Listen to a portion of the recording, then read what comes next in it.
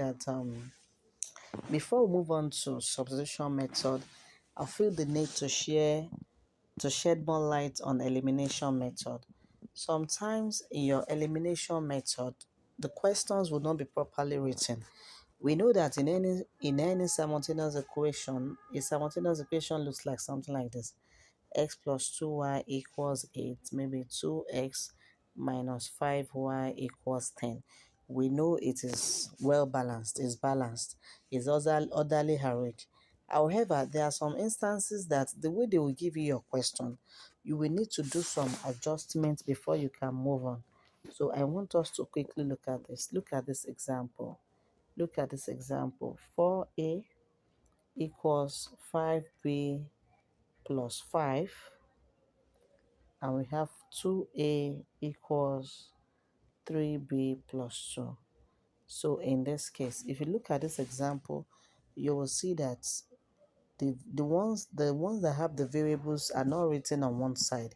Rather, the variable is joined together with a particular number on the side. So you may need to do some rearrangement by yourself. So in this case, we'll collect our times. So this is our equation 1. We have 4a. You can bring in your 5b here so that we have 4a minus 5b. Then we are left with ordinary 5 or plus 5. Then for your equation 2, you can also rewrite it to have 2a minus 3b equals 2. So this way now, it satisfies a very good way of writing your simultaneous equation, and you can go ahead with solving. So how do we solve this? Just like I explained in the previous videos, you must determine in your mind which variable you want to eliminate. So in this case now, I want to eliminate, I like eliminating my first variable. I want to eliminate a. So now that I want to eliminate a, I will check the coefficients of a in the first and the second equation. Are they the same? No. The first one has 4, the second one has 2. So I have to do something to it to ensure that they are the same. So I can multiply this equation by 2, and I can multiply this equation by 4. So that by the time 4 multiplies 2, it will turn to 8. So now let's go ahead with the first equation. Don't forget I told you that any number you are using to multiply, it will multiply everything. So 2 times 4a, I'll have 8a. 2 times minus 5b, that's 10b. Then 2 times 5, that's 10. So you can call this equation 3. Then for the next one that I'm multiplying by 4, so 4 multiplied by 2a, that's 8a. 4 multiplied by minus 3b, that's minus 12b, and 4 multiplied by 2, that is 8. We call that equation 4. Are we together? Okay. Now that the coefficients of a are the same, you decide in your mind, are you going to plus or you are going to add? If I decide to add these two equations together, 8a plus 8a, that will give me 16a. And I want to eliminate a. I want to kill a. I don't want a to exist again. So plus cannot work in this instance. Rather, it is minus that will work because we want to terminate a. 8a minus a, that vanishes, it turns to 0. I'm now left with this. So I always advise my students, write it out.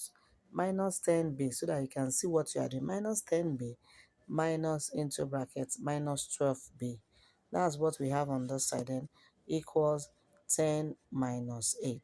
So let's try to open up our brackets. Minus 10b, minus times minus will give us minus 10b plus minus times minus plus 2b equals 10 minus 8 is 2. So what does minus 10b plus 2b gives us? Minus 10b plus 2b, that is minus 8b, equals 10 minus 8 is also 2.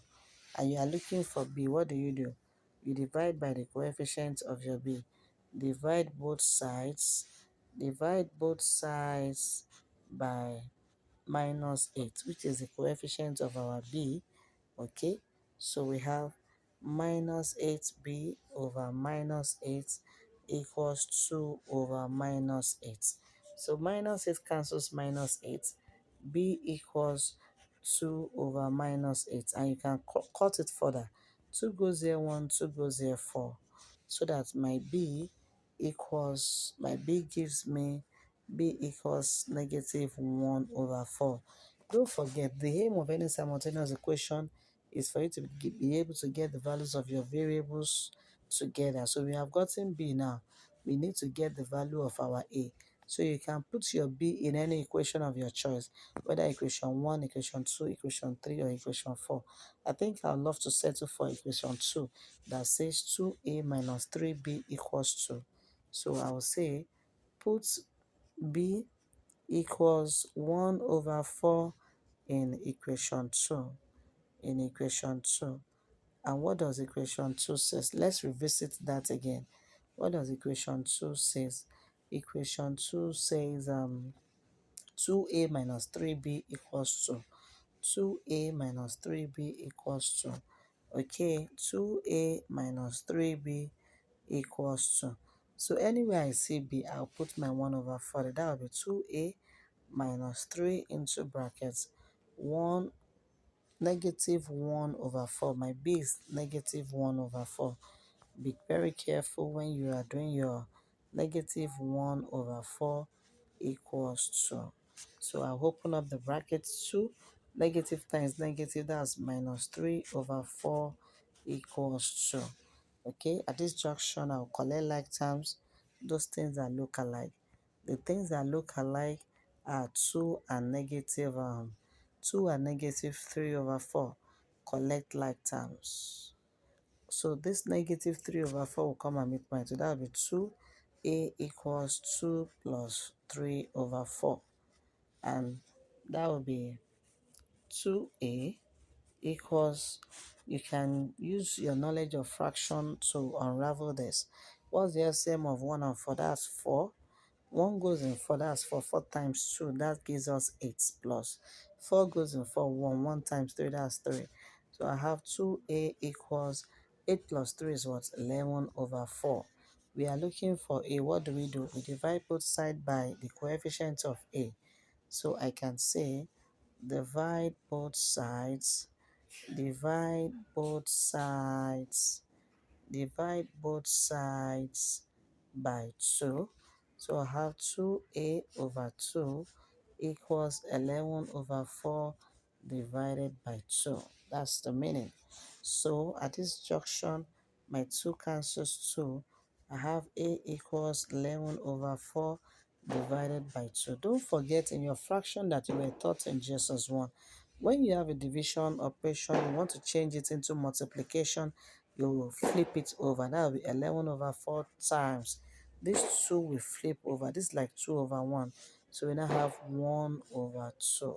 So at the end of the day, my a equals, since there's nothing that can cut, I have 11 multiplied by 1 over 4 times 2.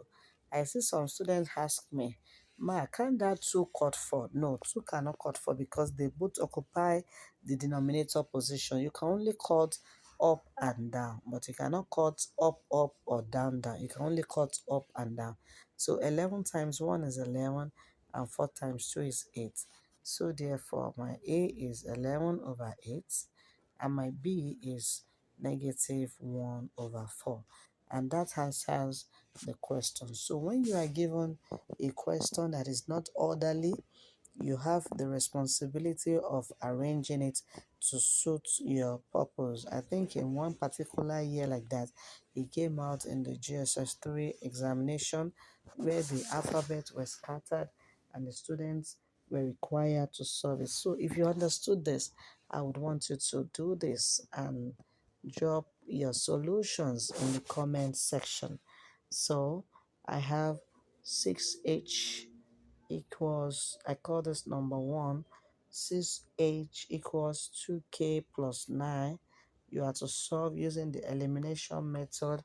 And I also have plus 3h plus 4k equals 12. Okay, that's number 1. And let's look at our number 2. This one says 2x plus 5y plus 1 equals 0. And the next one says 3x plus 7y equals 1. So solve these equations using the elimination method. Don't forget, mathematics becomes better when you practice consistently. See you on the next one. Bye for now.